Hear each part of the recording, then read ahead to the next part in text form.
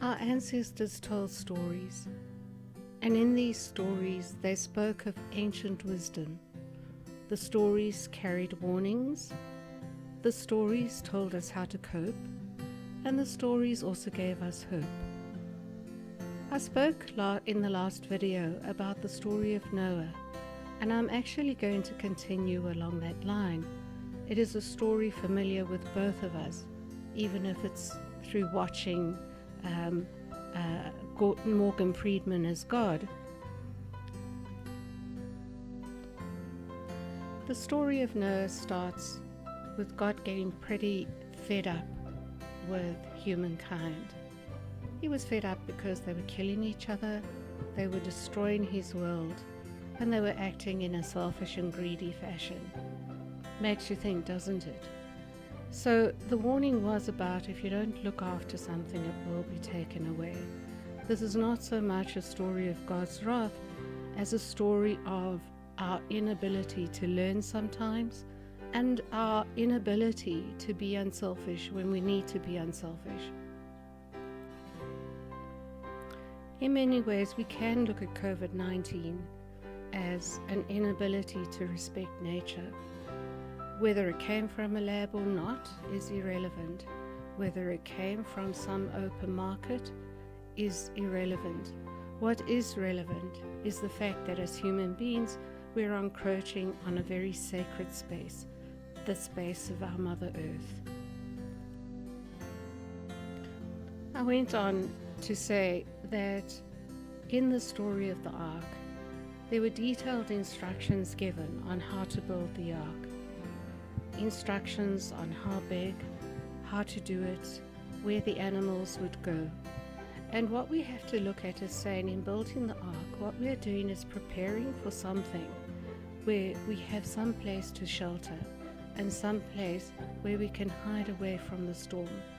It's a space where the waves are not so terrible, even though we might be feeling afraid. So the building of the ark is investing in ourselves, and the building of the ark is about a deep search about what is really important to each one of us. I know that many of my friends have become a lot poorer after the collapse of the stock markets. I know that economies are looking very shaky, and sometimes I can't understand the take that some leaders are taking, and it's clearly that they have some vested interests that makes them act in a fearful and sometimes non-leadership fashion. So the world as we knew it is collapsing. I recently went shopping for someone. He wanted me to buy him some clippers. He earns a little bit of extra money by cutting people's hair. I spent hours going from shop to shop, and much to my horror, almost every place had run out of clippers. This is certainly not an item that we would put on our need-to list, but what I realized is that so many of the shelves were not being replenished, and the simple reason that they weren't being replenished was because of the globalization. Things from China and India and other countries overseas are not able to deliver.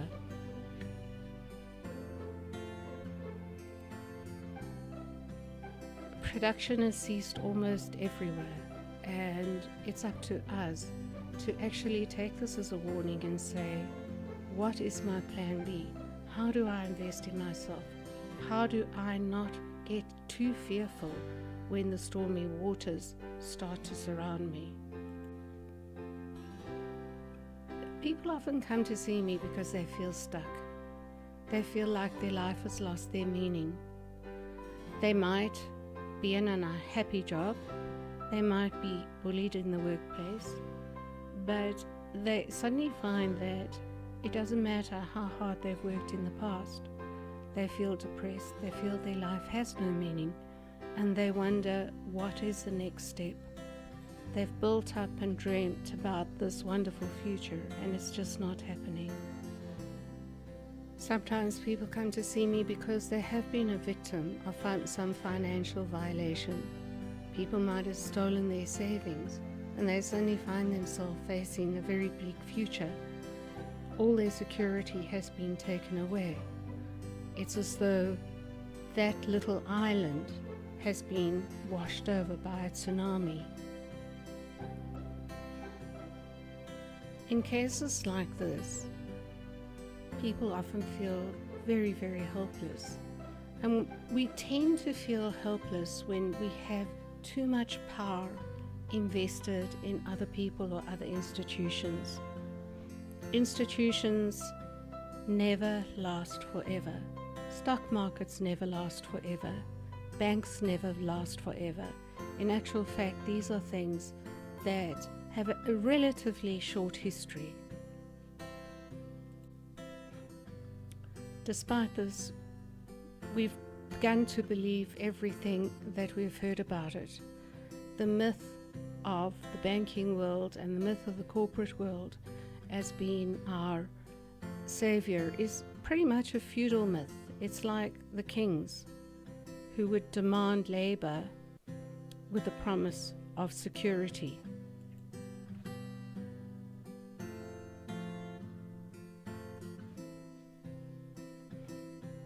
One of the things that I often have to stress in my work is that you actually are your own capital. What you invest in yourself is something that no one can take away. And we have to look at this in terms of layers of investment. We invest in our physical selves by trying to keep fit or by trying to eat a healthy diet. We invest in our physical selves by listening to the latest news on what is healthy and what is not healthy. Exercise is a way people invest in their physical selves. They know that it's not always easy, but they take the time to do whatever they need to do because they know that when they get older, that investment is going to pay dividends. The way we invest in our social selves is mainly through family and then through friends. And the investment in social selves is one of those things where there's often an immediate return. We choose our friends, and not always carefully, but if the choice is good, we will find that the return on that investment is almost immediate. If the choice is bad, we might find that we are losing out in some way. We can't understand why we're feeling depressed, why we're feeling put down, why we're feeling lost. Sometimes then we have to look and say, who am I surrounding myself with? The investment in our financial selves is something that is falling at the moment, and that is frightening because even though many of us are afraid of the virus, afraid of getting sick, a lot more are afraid of the poverty that seems to be looming. It doesn't help to run away from it. I think what we have to look at is saying very carefully, what is plan B? Unfortunately, globalization has meant that many of us have not been able to use the skills that we might otherwise have developed. I remember when my children were at school, someone used to regularly make tracksuits in order to buy the little extras for her children. And then in summer she would make shorts. And this was always a way in which she could make something extra. She was investing in herself, and she was investing in her children's future. It was something that made a big difference to everyone. She was useful. Most of us never had ancestors who had jobs. If we think pre the Industrial Revolution, most of our ancestors were living off the land. Their usefulness was in what they gave to the community. A big question is, have we sold our souls for big corporates? in the same way as sometimes maybe our ancestors had to sell their labor or their lives for a lord or a king that might not have been very compassionate or very understanding. Finding out how to invest in yourself is not going to be an easy task, and it's not going to be something that's going to come to you immediately. Some of you might know immediately the route to go, but not many. If you are listening to this, it means that you already have one of the most important tools, which is the internet. We've often gone along a path that has been sensible rather than a path that has been fitting with our skills. And now is more time than ever to re-examine what are those skills, what makes me happy, what am I good at.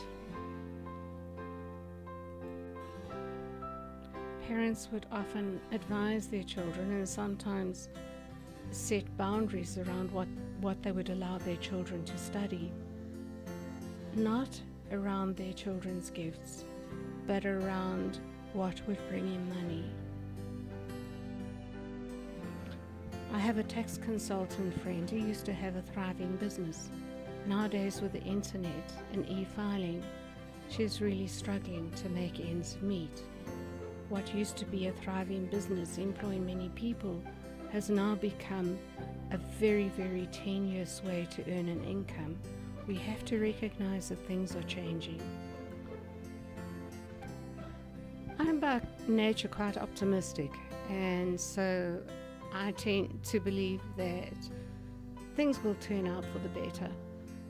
But this is one time where I'm looking and saying, wait, you know what, we're in for a rough ride, and we need to look at how we're going to survive it. And this is why I'm saying, how are you going to invest in your own capital? Invest in something, a plan B that you can have in your pocket. When we have a plan B, it's amazing how we stop being so afraid. We start to look towards taking back control. I'm saying that what this has really shown us is how little control we actually have had over our lives and our finances and our future. So go back to your childhood dreams, the game you played. Look at when you might have stopped playing those games. Look at the moment when you became adult.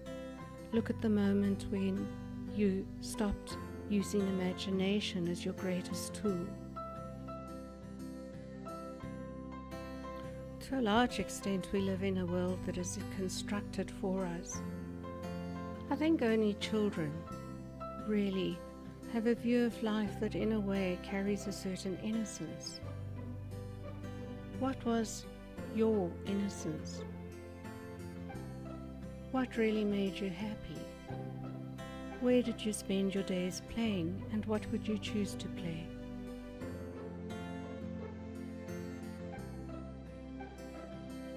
I'm going to wish you a good day, and a day in which you can start to build your ark, a day in which you can start to think, how do I start to invest in myself?